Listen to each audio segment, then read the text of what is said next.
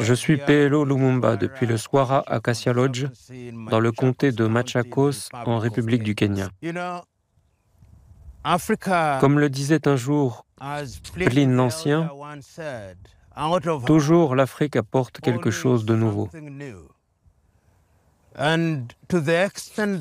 Dans la mesure où les pays africains retrouvaient leur indépendance, à la fin des années 1950 et 1960, leurs économies dépendaient traditionnellement d'institutions occidentales, soit européennes, soit américaines. Il s'agit d'institutions dominées par l'Occident, liées généralement au système de Bretton Woods, créé à Bretton Woods dans les années 1940, après la Seconde Guerre mondiale, dont les principales sont le Fonds monétaire international et la Banque internationale pour la reconstruction et pour le développement, ou Banque mondiale. Beaucoup de personnes l'ignorent, mais ce qu'on appelle à présent l'Organisation mondiale du commerce a été également envisagée à ce moment-là. Et nous nous souvenons bien sûr de l'accord général sur les tarifs douaniers et le commerce, ou le GATT. Ces structures ont été créées et restent dominées par l'Occident. C'est ainsi que l'idée des BRICS est venue. Il est à noter que l'idée est apparue dans les propos d'un autre occidental, Goldman Sachs, qui a été le premier à parler d'économie émergente. C'est notamment l'économiste O'Neill qui a parlé des BRICS pour désigner le Brésil, la Russie, l'Inde et la Chine.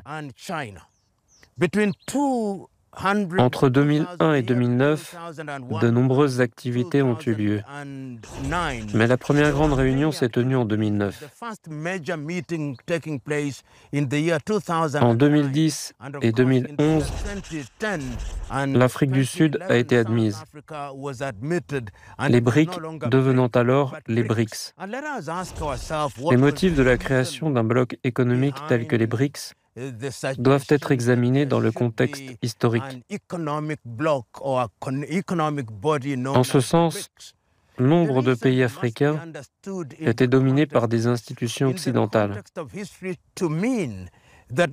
En témoigne par exemple la Convention de Lomé conclue entre les pays africains et l'Union européenne.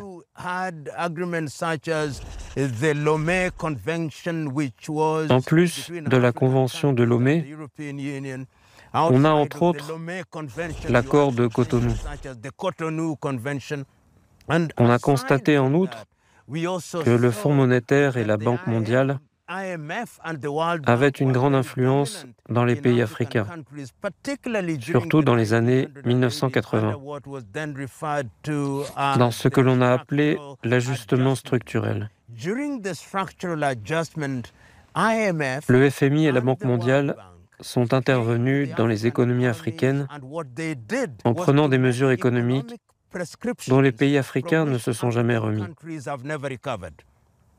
C'est à ce moment-là que des économies qui ne faisaient pas partie du monde avancé, pour ainsi dire, ont commencé à émerger en tant qu'économies industrielles.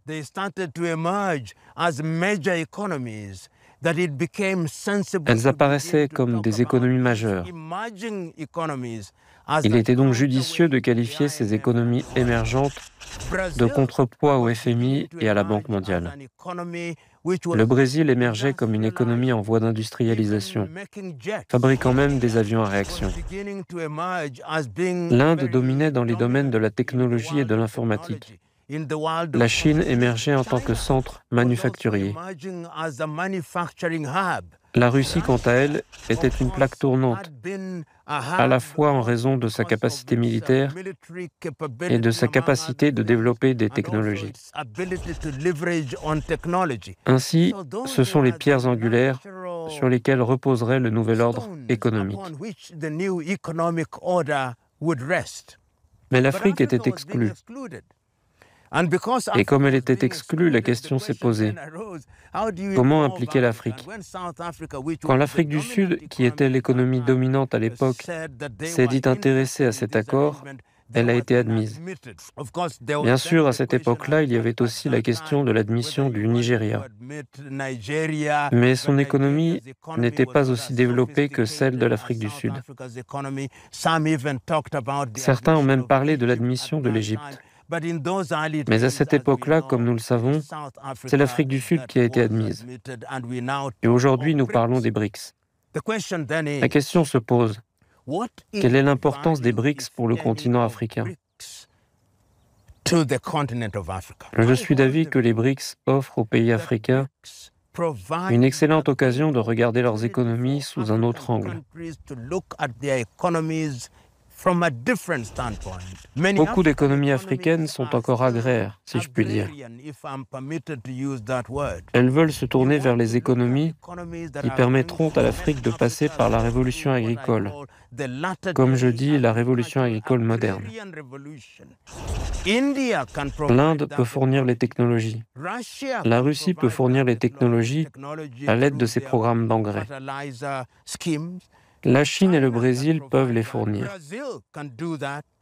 Dans le domaine de la pêche, ce sont la Chine et le Brésil qui peuvent le faire. Autrement dit, ce sont des pays disposant de technologies appropriées qui pourraient être déployées sur le continent africain. Si l'on met de côté le domaine agricole et que l'on regarde le domaine énergétique, on voit que la Chine produit aujourd'hui plus d'électricité que tous les pays africains. Nous avons besoin de cette technologie pour améliorer la production d'énergie hydroélectrique et géothermique.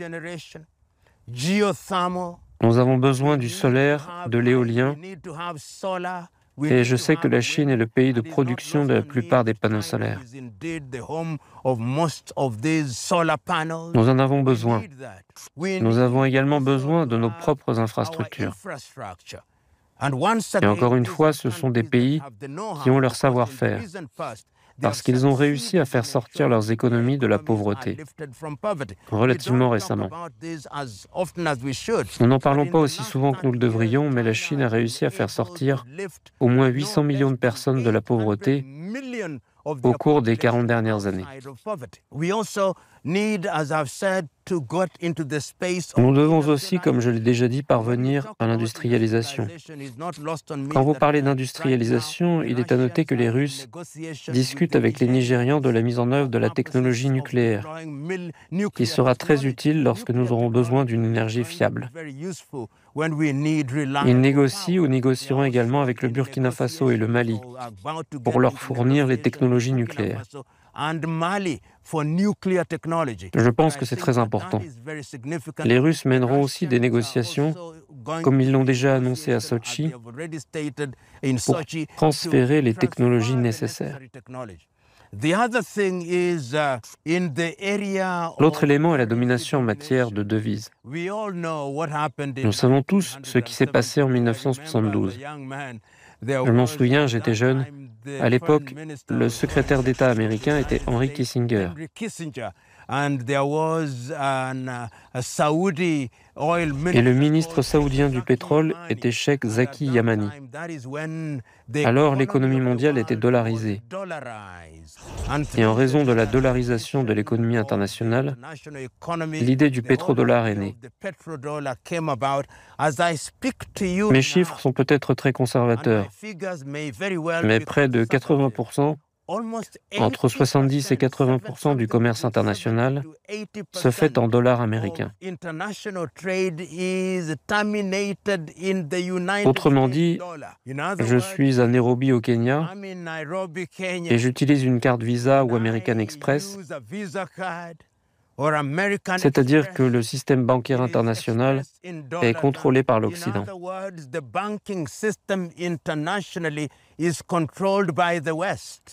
Il y a aussi le système SWIFT, et bien que le siège de SWIFT soit en Belgique, et je veux virer de l'argent depuis Accra au Ghana à Lagos au Nigeria, il passera par une banque correspondante à New York avant d'arriver. Voilà à quel point le système monétaire international est dominé par l'Occident. Si ce n'est pas le système SWIFT que vous utilisez, c'est IBAN. Et si ce sont les monnaies fortes que vous utilisez, c'est le dollar, l'euro et la livre sterling.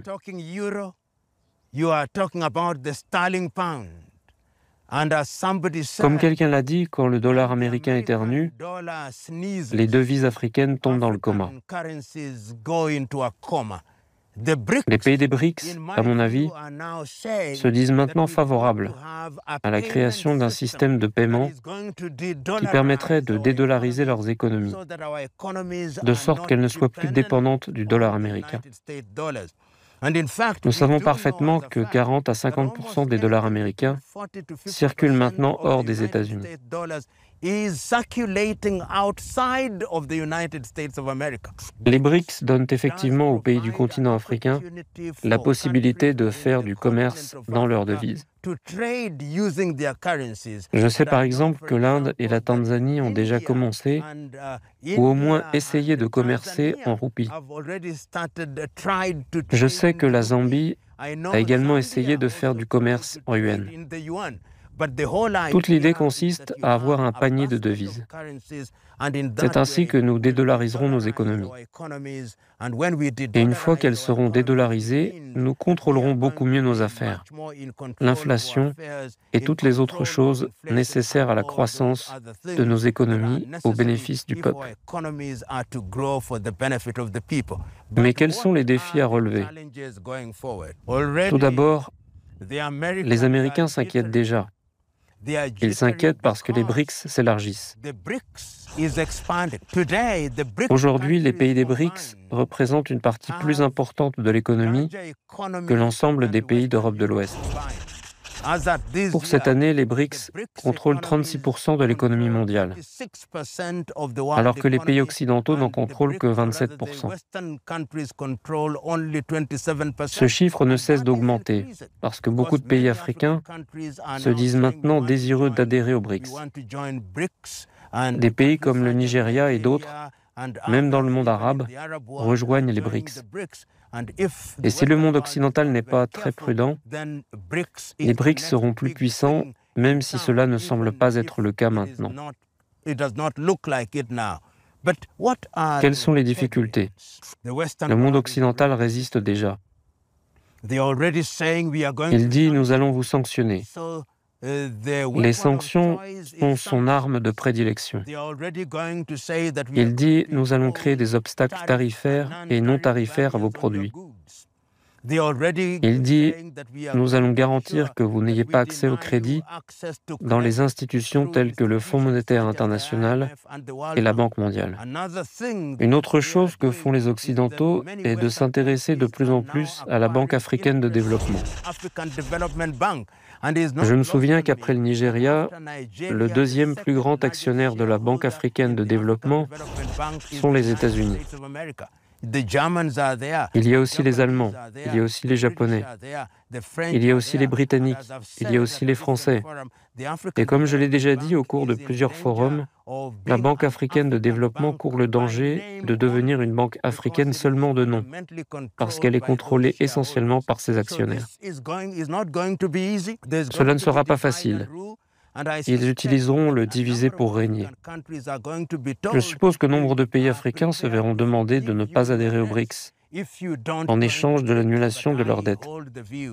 Mais je suis d'avis que les BRICS sont restés fidèles à leur agenda et donneront aux pays africains la possibilité de faire partie d'un ordre économique qu'ils comprennent. La possibilité d'en faire partie sur la base de l'égalité, en tant que membres à part entière. Ce qui n'est pas le cas dans les institutions comme le Fonds monétaire international et la Banque mondiale, qui ont été créés à l'époque où les pays africains étaient soumis à un joug colonial. Les BRICS sont la voie à suivre. J'espère, je prie pour qu'ils réussissent. Il y aura des difficultés, mais ces difficultés peuvent être transformées en opportunités. Notre conversation sur l'Afrique ne se termine pas là, mais nous faisons une pause. On se retrouve très bientôt.